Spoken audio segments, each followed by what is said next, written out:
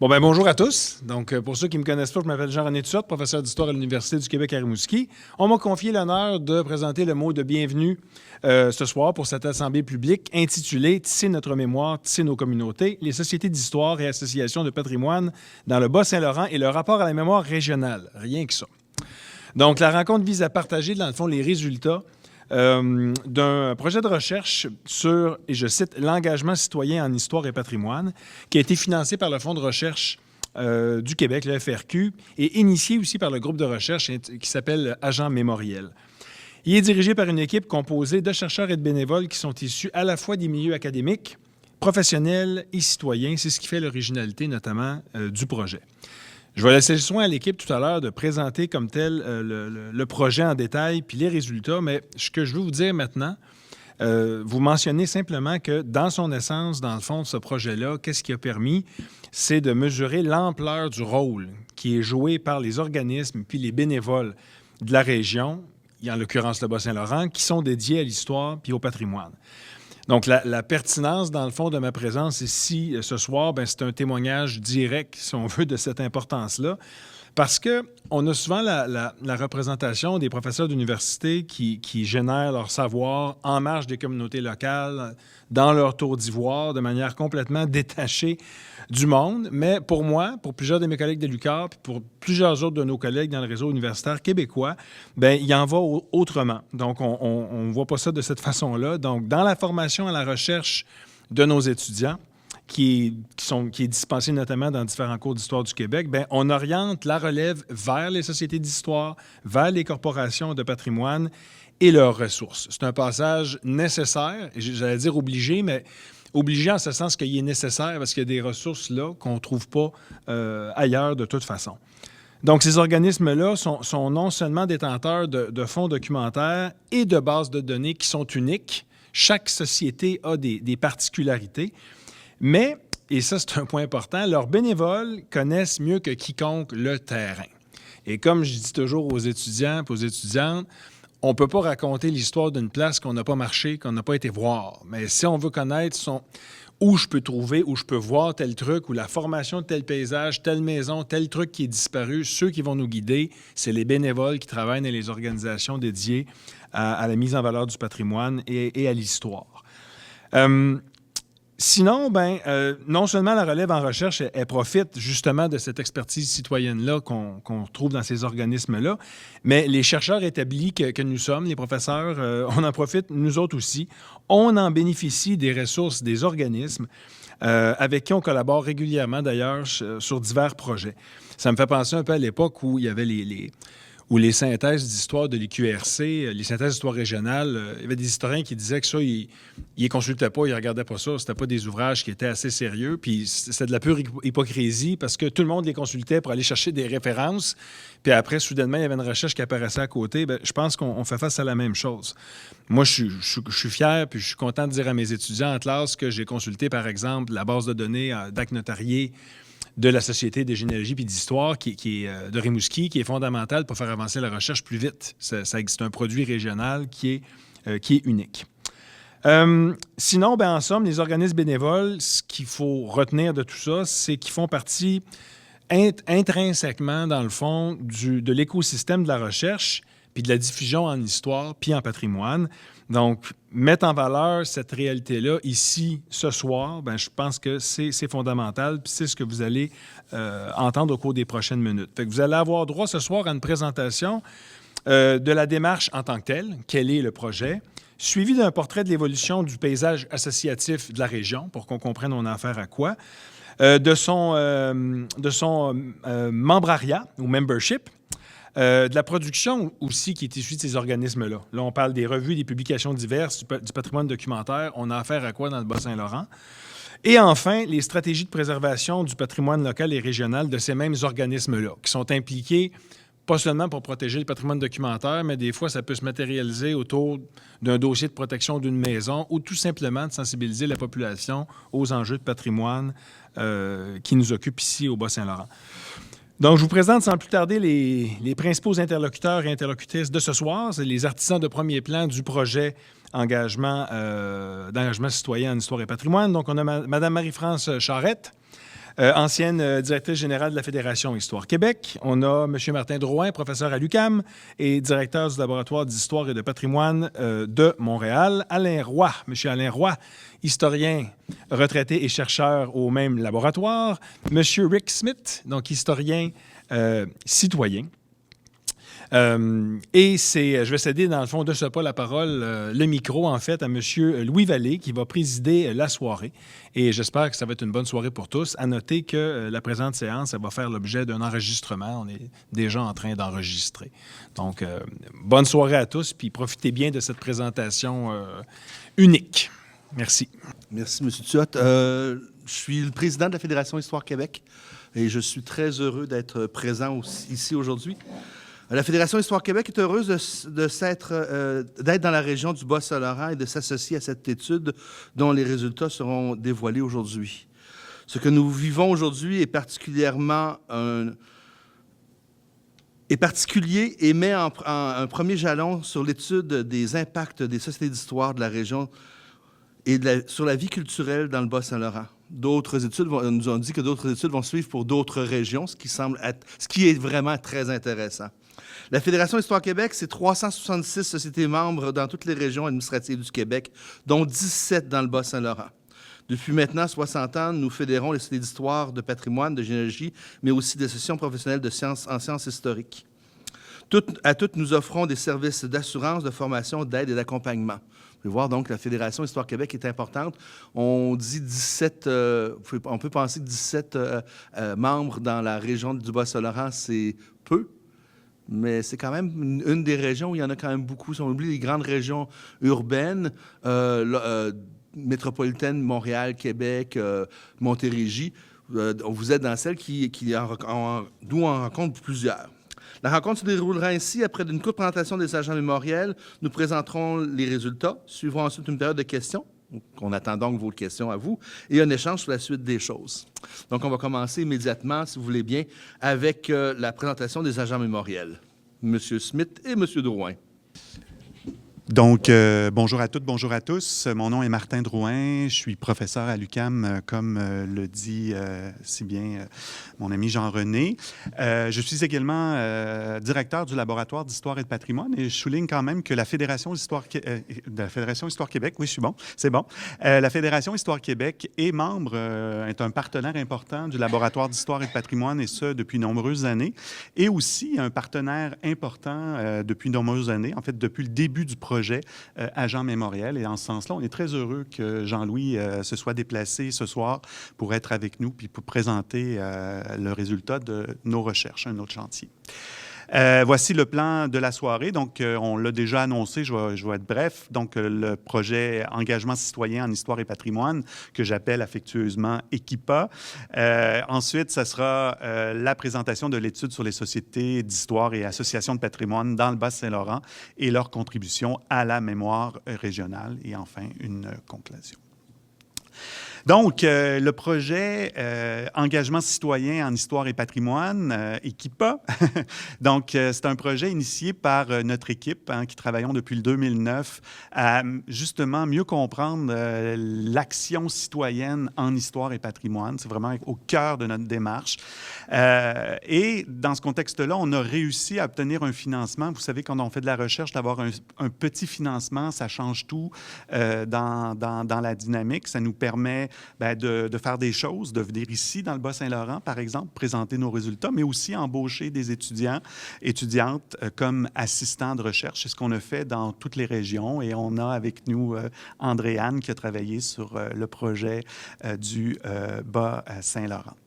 On a eu la chance donc d'avoir ce financement dans le programme en sciences participatives du Fonds de recherche du Québec et c'est à cette occasion que mon ami maintenant, Rick Smith, Rick, un citoyen engagé depuis plusieurs années dans les associations, sociétés d'histoire, associations de patrimoine, qui a bien voulu se lancer dans l'aventure et je vous dirais qu'il ne savait pas au début dans quoi il s'embarquait, mais il est encore là aujourd'hui et en encore plus motivé que jamais. C'est lui, à chaque fois, qui dit « Hey, on le dit, on le fait, on y va », etc. Donc, grâce à Rick, on travaille tous ensemble à présenter les résultats, puis c'est ce qu'on veut faire aujourd'hui. Avant de vous présenter les objectifs généraux, peut-être plus universitaires de notre projet, je laisserai la parole brièvement à Rick, justement, pour qu'il nous témoigne de ses objectifs à lui et du pourquoi il s'est engagé dans cette aventure Equipa. Ça me prend le micro. Je te le cède, Bon. mon jeune homme. Merci. Voilà, moi, je suis un bénévole dans le réseau patrimoine francophone, anglophone depuis bien des années. J'ai été sur le conseil de Fédération Histoire Québec plusieurs années et puis aussi le réseau patrimoine anglophone du Québec, etc., président de la Société historique de La Salle. Mais quand ils m'ont proposé d'être le citoyen dans ce projet-là, ça tombait bien parce que là, je faisais un peu le bilan de mon travail que j'avais fait et je me posais des questions. Est-ce que c'était pertinent? Est-ce que ça avait une valeur? Est-ce que je voyais des sociétés, j'en connaissais beaucoup, j'ai fait beaucoup de ressautage et je me disais, oui, il y a tellement de bonnes choses qui se font, mais des fois, on fait les choses, mais on n'est pas apprécié à notre juste valeur. Et puis, je me dis, est-ce qu'il y a moyen de promouvoir les sociétés, d'établir les coûts, les marqueurs, les coûts les plus importants, analyser les sociétés, leurs forces, et comment qu'on peut, avec les résultats, comment qu'on peut partager ça avec un plus grand public, avec les élus, avec sensibiliser le public à l'importance du travail des sociétés d'histoire. Écoute, il y a un exemple ici devant moi aujourd'hui. J'ai été touché. On parlait de la maison La Montagne, mais c'est grâce à, je pense, un historien qui a compris l'importance de sauvegarder cette maison et qui a mobilisé un grand public qui a réalisé aussi l'importance de préserver ce patrimoine. Et c'est un coût important. Et ça arrive souvent, mais ça prend des outils, ça prend une expertise, et puis ça prend le moment, l'homme et le public, tout se met ensemble. Dans ce temps-là, mais comme on dit en anglais, les decision makers sont obligés d'écouter malgré tout.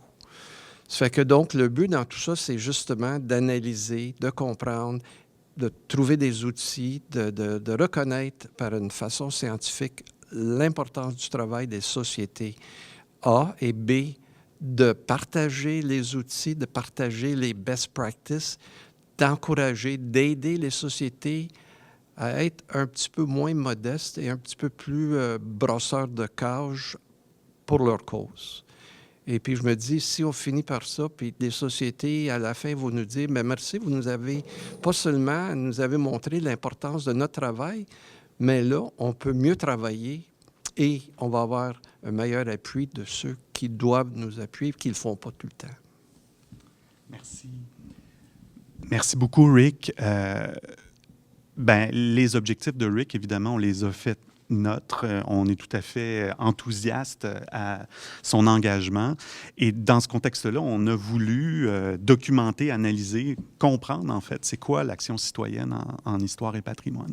Parce que, deuxième objectif, on ne le dit pas assez, mais les sociétés d'histoire, les organismes en patrimoine jouent un rôle essentiel au cœur de leur communauté locale, au cœur de la vitalité mémorielle de leur communauté locale. Donc ça, c'est aussi un aspect extrêmement important de faire comprendre et de valoriser cet apport-là.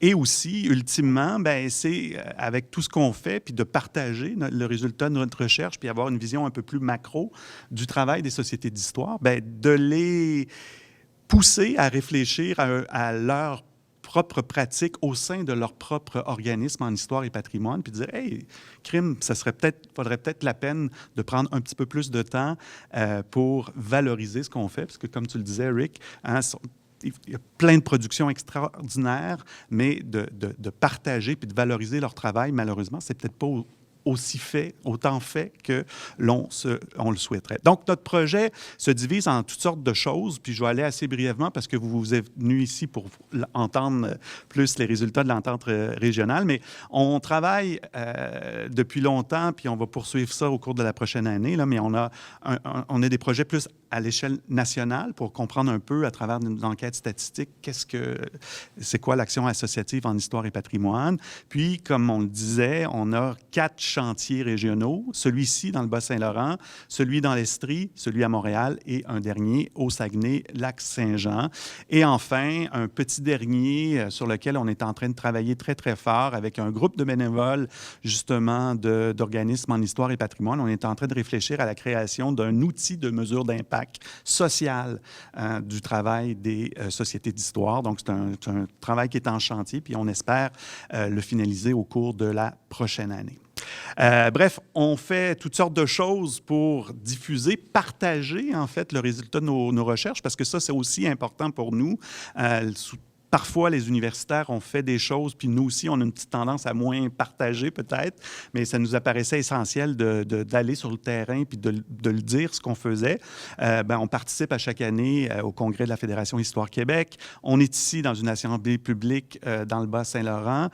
On a un beau gros projet autour du chantier Montréal à partir du mois de septembre prochain avec le Centre des mémoires montréalaises. Là, pendant 6 mois, on va valoriser le travail des sociétés, des organismes en histoire et patrimoine à travers la valorisation à chacun des mois un ou deux organismes en histoire et patrimoine. Puis enfin, ultimement, on a aussi comme objectif de publier le bilan global de toutes nos recherches. En 2006, on se le souhaite, on vous le souhaite aussi parce que ce travail-là, il est exceptionnel. Bref, je laisse de ce pas la parole à un membre important de notre équipe, Alain Roy. Un dernier petit mot. C'est sûr qu'on a tellement aimé notre petite rencontre ici, notre petite visite à Rimouski. Je pense, Martin et moi, on va revenir aussitôt que le vin va se rendre ici. Je pense qu'on ne rentre pas là-dedans. On rentre pas là-dedans. Donc, une autre personne importante de notre équipe, Alain Roy, va nous présenter les résultats de l'enquête régionale. Bon. Alors donc, effectivement, cette enquête qu'on a lancée en 2022 avait pour but de regarder la pratique de production historienne, de production de savoir, de préservation du patrimoine, mais à l'échelle régionale, parce que on le sait, chaque société est impliquée, voit ses dossiers, impliquée dans ses différents dossiers, puis souvent n'a pas la perspective d'ensemble de tout ce que ça contribue à la mémoire régionale. Et c'est un peu le bilan de cette recherche. Donc, puis je vais commencer par notre façon, nos sources, en fait. Donc, on a eu des données quantitatives parce qu'on avait fait un sondage national en 2022 auprès des sociétés membres de la Fédération. En fait, on a eu ensuite 10 entrevues qui ont été réalisées par Andréane qui permettaient de bonifier, autrement dit, de qualifier les données, mais qu'on a complété aussi par des recherches complémentaires sur l'ensemble des sociétés, associations de patrimoine et aussi complété avec d'autres bilans régionaux statistiques, par exemple, sur le bénévolat ou les études sur la culture ou les portraits du patrimoine, enfin, un certain nombre de chantiers statistiques régionaux qui permettaient de qualifier, autrement dit, la recherche.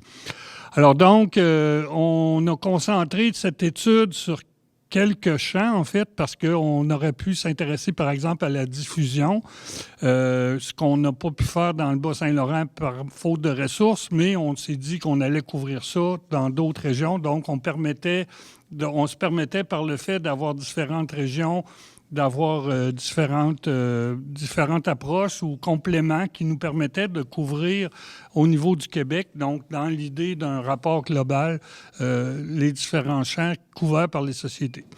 Alors donc, on a eu un premier volet, donc un premier projet de rapport qui a été soumis à un comité à l'automne 24. On a aussi fait valider le rapport auprès des sociétés qui avaient été interviewées lors d'une session et finalement qui nous ont permis de produire le rapport final là, qu'on vous présente aujourd'hui. Alors donc, on va parler du paysage associatif. Le paysage associatif, dans le fond, souvent, on voulait donner une vue d'ensemble. Donc, on a considéré que dans les organismes en histoire et patrimoine, il y en a 32, 12 sont membres de la Fédération. Il y en a plus que ça qui sont membres, mais on n'a pas considéré les musées, on a considéré vraiment les associations. Donc, c'est 32 et 20 autres, autrement dit, qui ont été aussi identifiés à différents niveaux, vous allez voir, et 14 sociétés organismes disparus, par exemple, la plus vieille qui était la Société d'histoire régionale de Rimouski, qui était fondée en 1938, mais disparue en 1944. Donc, on a considéré même ces anciens organismes-là dans le portrait. Donc, on a 46 quand même organismes qui ont été qu'on a identifiés dans la région. Et on va vous présenter pour le paysage, donc 3 aspects. L'évolution, le regard sur le membrariat ou le membership et la couverture du territoire. Premièrement, l'évolution. Alors donc, ça, c'est les organismes encore actifs, donc il y en a 32. Vous remarquerez que les 6 premiers, donc jusque dans les années 80, ce sont 6 qui sont des sociétés d'histoire et de généalogie. Donc, au départ, le sentiment, on créait d'abord des sociétés d'histoire et de généalogie, mais à partir de 1980, là, ça va surtout être des organismes dédiés au patrimoine. Donc, par exemple, pour l'église de Trois-Pistoles ou pour l'église de Matane ou pour donc des associations ou l'association de folklore à Trois-Pistoles. Donc, ce sont avec des intérêts plus spécifiques et donc ces organismes-là sont pour la plupart plus jeunes parce que, dans le fond, ce sont surtout à partir des années 2000, donc dans les 20 dernières années qui ont été créés. Donc, il y a quand même une progression de l'intérêt pour le patrimoine de manière plus récente par la mise en place de ces organismes-là. Ensuite, si on regarde plus en détail, on remarque que les 6 sociétés d'histoire, en fait, sont les plus anciennes, donc les plus résilientes parce qu'ils ont persévéré à travers le temps, ce qui est quand même quelque chose là, quand on est créé dans les années 40. Mais en fait, on a 3 facteurs qui vont contribuer à leur adaptation, en fait, parce que toute la question est comment elles vont s'adapter. Alors donc, elles vont s'adapter d'abord par une mutation du membrariat, c'est-à-dire qu'il y a une démocratisation de l'histoire. Et comme le disait quelqu'un, avant, c'était plutôt disons, il y a beaucoup de professeurs qui sont venus, fait qu'il y a eu toute une démocratisation de l'histoire, donc un engagement plus large qu'au départ, qui était principalement, on pourrait dire, des notables, des notaires et curés, pour dire ça simplement. Mais avec, entre autres, le développement de l'enseignement, il y a beaucoup d'enseignants, par exemple, qui sont investis dans les sociétés. Donc, une démocratisation de l'histoire qui est, en fait, un phénomène marquant depuis les années 60. L'autre phénomène qui a permis cette vitalité, on pourrait dire, des associations, c'est que pour la plupart, au départ, il y avait soit l'histoire, soit la généalogie, mais en fait, il y en a plusieurs qui ont fusionné, en fait, les 2 domaines pour combiner leurs membres. Et le 3e élément, qui était un engagement plus clair, autrement dit, dans la défense du patrimoine. Autrement dit, au départ, l'histoire, on le voyait plutôt comme un récit sans nécessairement s'engager dans la préservation du cadre bâti, mais de plus en plus, ces sociétés-là s'y sont frottées d'une manière ou d'une autre. En fait, et parallèlement à ça, si on regarde pour les organismes en patrimoine et en patrimoine, donc, ce qui est caractéristique, c'est que contrairement aux sociétés d'histoire, les formes organisationnelles sont vraiment différentes. C'est-à-dire qu'on a des sociétés, des comités, des corporations, des fondations. Donc, il n'y a pas nécessairement une forme qui est répliquée partout. Par contre, plusieurs vont surgir dans le cadre de célébrations, par exemple la fondation de la localité, ou pour faire face à un enjeu patrimonial spécifique, donc la préservation de telle église ou par exemple du presbytère ou de la maison pas du notaire, mais de la maison du bedeau, en fait, par exemple. Et aussi, parmi ces associations-là, ont des sujets régionaux, donc des objets de patrimoine, donc l'opération Dignité puis Chemin du Portage, alors que pour la plupart des autres, ce sont plutôt des engagements au niveau local, donc très marqués.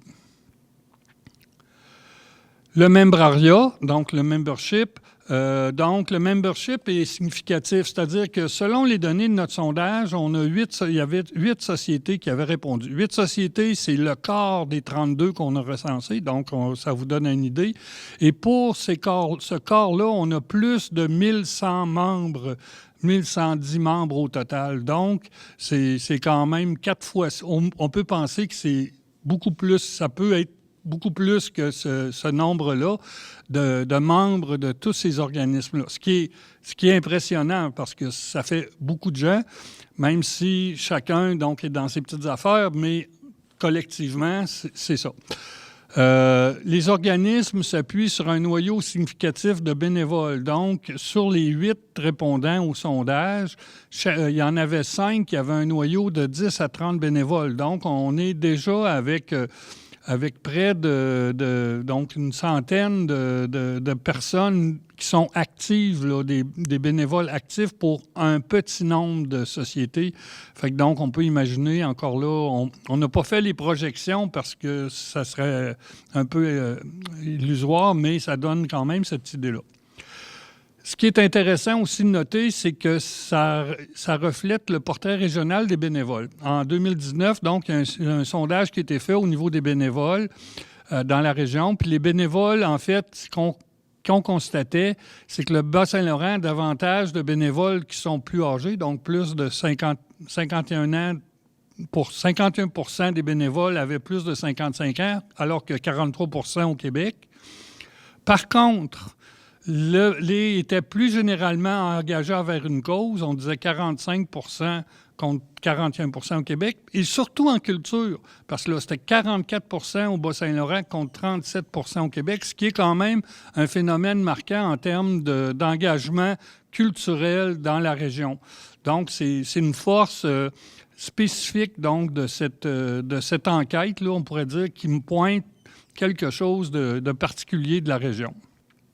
Par contre, bien entendu, comme ailleurs, le renouvellement, lui, c'est une grande question, mais on pourrait dire aussi que c'est aussi lié avec les profils démographiques qui existent dans la région, je veux dire, avec le départ vers les grands centres, etc., donc, et le recentrage des populations dans les pôles urbains majeurs.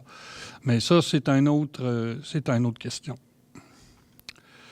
Ensuite, on va parler du territoire. Donc, ce qui est intéressant de ces 46 organisations, 32 actives et 14 disparues.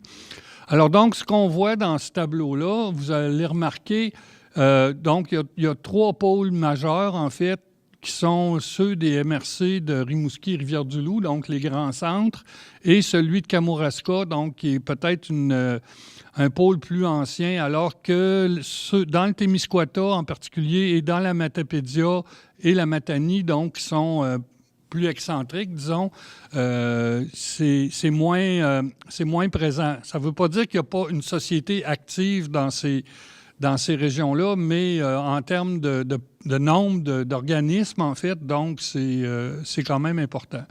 L'autre chose, dans les sociétés disparues, donc on en a entre 14, il y en a beaucoup, en fait, qui sont des projets de nature régionale.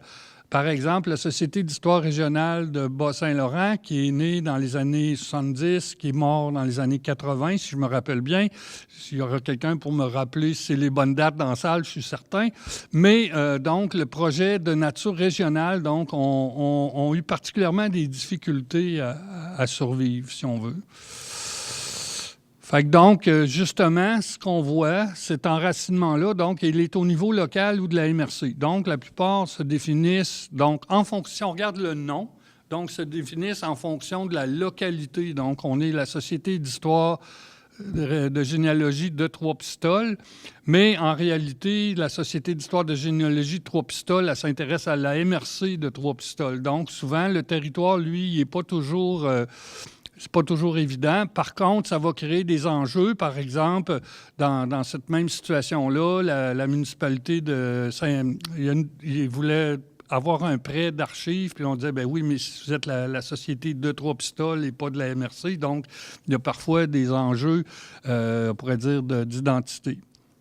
Donc, mais il y a quand même, la plupart, donc, s'intéressent...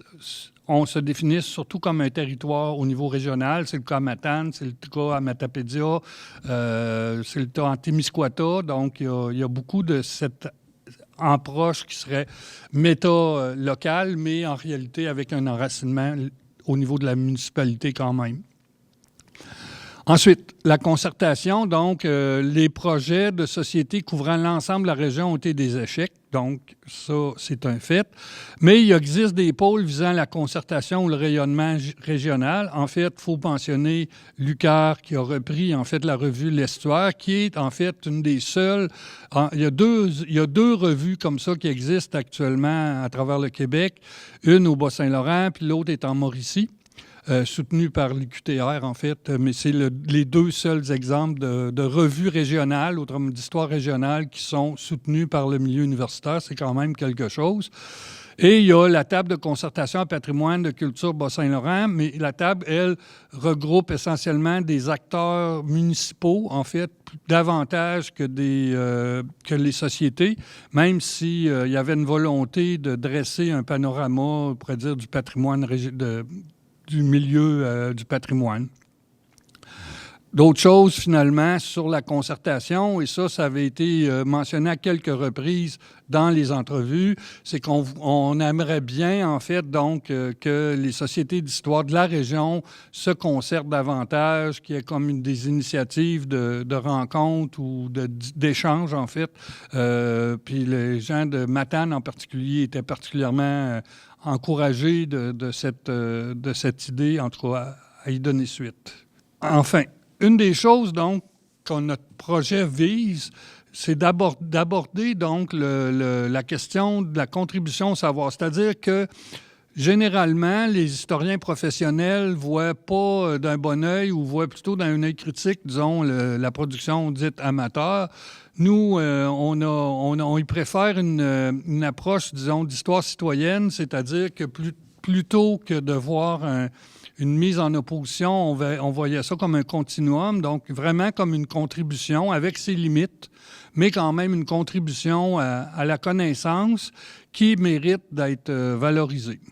Alors donc, ce qui est important dans tout ça, c'est que ces sociétés-là ont pour mission de mettre en valeur l'histoire du patrimoine. Les publications, en fait, démontrent un apport significatif au savoir, mais aussi à l'enracinement, à la vitalité des communautés, parce que, dans le fond, le savoir historique permet de consolider l'enracinement, la vitalité, le respect de la communauté, son identité, et que, prise ensemble, contribue à la vitalité mémorielle de la région, c'est-à-dire une mémoire qui est vivante et qui permet justement ce dialogue ou cette insertion dans le temps d'une communauté. Par contre, le savoir reste peu connu et partagé la plupart du temps à l'échelle locale ou régionale, mais encore là, les données montrent au contraire une contribution vraiment importante au savoir.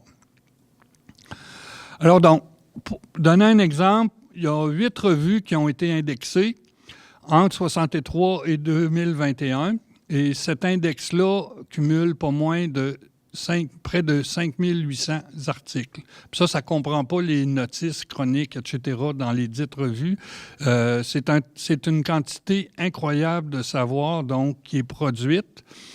Outre cela, donc, la plupart des sociétés publient une revue, un bulletin 2-3 fois par année, donc qui est important non seulement pour la diffusion, mais aussi pour la vitalité de l'association, puis dans le maintien du Brembaralia. En fait, souvent, la revue devient un des liens principaux dans l'organisation, dans le soutien, autrement dit, de la vitalité de l'organisation. Et elles sont aussi importantes en termes de participation à la production parce que non seulement les articles sont écrits, comme nous l'a dit quelqu'un, par monsieur et madame tout le monde, ce sont aussi des bancs d'essai pour les futurs professionnels et leur production elle-même comme revue est souvent le fait de bénévoles qui s'investissent dans le comité éditorial, dans la publication, etc. Et elles ont aussi donc un impact sur le grand public au passé local, régional. On n'a pas de données, par exemple, de diffusion de toutes ces revues, mais c'était un des objets, disons, des projets sur l'outil de mesure d'impact, d'avoir davantage de données pour quantifier, en fait, ces apports-là. Les volumes. Donc, sur les 32 sociétés, on en a identifié 14 qui ont édité près de 200 ouvrages, donc en 2024. Donc, c'est quand même beaucoup. Ces ouvrages portent sur l'histoire de la localité, les bâtiments, les entreprises ou sur des familles, donc tout l'aspect généalogique. Et la participation est aussi au cœur de ces publications parce que, par exemple, toujours dans le cas de la Société d'histoire généalogie de Trois-Pistoles, on nous racontait que les gens ont participé, ils ont amené leurs documents, ils ont contribué au livre. Cette notion-là de contribution au livre, elle est marquée aussi de différentes façons. Et les publications vont jouer un rôle crucial dans la reconnaissance historique patrimoniale d'un lieu. Puis, par exemple, la cathédrale de Rimouski, qui a été une bataille épique, on pourrait dire ça comme ça, a quand même fait un ouvrage. C'est pas toi qui l'as édité par hasard, le livre sur la cathédrale ou... Le dernier, celui de 2017? Ouais, comme... Un beau ouvrage collectif. C'était des chercheurs de toute la vallée. Fait que ça a joué un tournant dans le... Je pense, en tout cas, ça a été un élément majeur de... donner de l'information à la communauté pour qu'elle décide qu'est-ce qu'elle veut faire avec le bâtiment. C'est ça l'objectif. D'accord. Enfin, un autre... Fait que là, on tombe dans un autre domaine, en fait, qui est c'est à la bonne place? Oui, les volumes, OK. Fait que donc, de la contribution au savoir, on va parler maintenant de... Excusez-moi. De la question de l'intervention dans le patrimoine. D'abord, le patrimoine documentaire. Parce que le patrimoine documentaire, ce sont les archives. Donc, ce sont, autrement dit, les archives qui permettent de préserver la mémoire donc, de la communauté. Et cette mise à disposition-là se traduit notamment par 2 centres d'archives agréés, donc à Rivière-du-Loup au Kamouraska. Mais si on regarde pour l'ensemble, autrement dit, des données qui sont disponibles, c'est quand même majeur. Parce que dans les bibliothèques, on a, pour seulement 3 centres de documentation, on a plus de 13 500 titres. Donc, à travers l'ensemble des 12 organismes, c'est quand même beaucoup. On parle de plus de 720 fonds documentaires et 3 collections d'histoire orale. Donc, c'est énorme en termes de documentation des différentes communautés. Mais c'est énorme aussi dans la numérisation pour en donner accès. On pourrait parler des collections de photographies en ligne, par exemple, parce qu'à Matane, tu as des centaines de milliers de photos qui ont été mises en ligne. Les journaux locaux à Matane et Trois-Pistoles sont aujourd'hui accessibles sur des sites grâce à la numérisation des sociétés locales. On a l'inventaire du patrimoine bâti à Rimouski qui a été réalisé par la Société rimouskoise du patrimoine. Et au moins 9 expositions en ligne, donc à travers l'ensemble des sociétés. Ce sont tous des moyens de valoriser la mémoire et le patrimoine. Donc, ça en fait de ces sociétés-là, donc, un lieu de sauvegarde de la mémoire locale, donc, parce que les citoyens y participent en donnant papier, photographie et objets, mais aussi, il faut prendre en compte que ça peut prendre des investissements considérables. Puis l'exemple, c'est le fonds Victor Sirois de la Société d'histoire de généalogie de Matane. 140 000 photographies qui ont été acquises par un partenariat entre la société, la ville et la MRC, ce qui est quand même important et on notera que le ministère n'y est pas. Petit commentaire en passant. Préservation du patrimoine bâti, donc c'est un peu mon dernier sujet, mon dernier volet de ce panorama. La contribution, on l'a dit, est importante. Jean-René en a glissé un mot tout à l'heure. Mais en fait, c'est difficile donc à quantifier cette intervention-là. Fait j'ai quand même quelques points.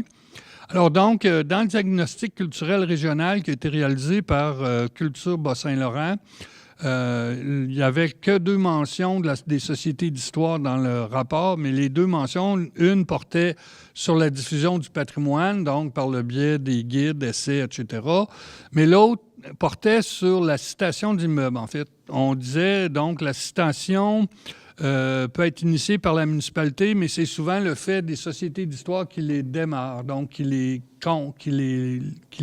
lancent. Maintenant, ce qu'on remarque, puis là, on ne peut pas documenter comme tel lesquelles proviennent des sociétés d'histoire, mais si c'est elles qui sont le plus fréquentes, on peut penser qu'une grande partie des 576 biens cités dans la région sont le fait de sociétés d'histoire, ce qui est énorme parce que ça marque en fait le paysage de toutes les municipalités, de tous les territoires, donc et c'est quand même significatif. Je ne pourrais pas vous en faire une carte, mais je suis sûr qu'il y aurait beaucoup de pitons rouges sur ma carte.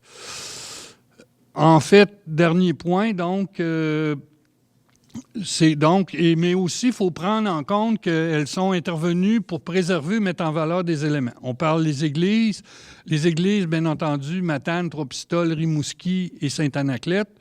Des lieux historiques, la Maison La Montagne, le Fort Ingalls, la Forge Saint-Laurent, le Fort de Matane, mais aussi en donnant vocation ou en occupant des bâtiments anciens, elles contribuent à leur préservation. On pense à la petite école Notre-Dame-du-Portage, le bureau de poste à Rivière-du-Loup, la maison du Bedeau à Saint-Pascal. Donc, même si ce ne sont pas nécessairement des biens préservés ou propriétés, mais le fait de leur donner une fonction leur assure une préservation.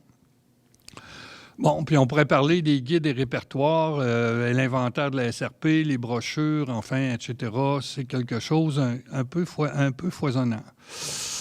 Donc, et si on fait une recension préliminaire des interventions majeures, en fait, les interventions majeures qu'on a pu identifier, c'est-à-dire soit par sondage, soit par les questionnaires, soit par ce qu'on voyait sur les sites web, on a identifié 35 interventions majeures, donc il y a 23 de sensibilisation, 7 interventions publiques ou 21 biens qui sont occupés ou préservés, donc merci. En somme, ces organismes contribuent de manière décisive au paysage mémoriel de la région.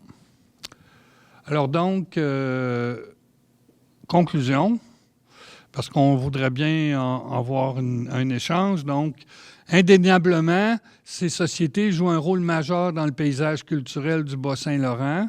Ça montre bien comment elles tissent la mémoire et contribuent en l'enracinement.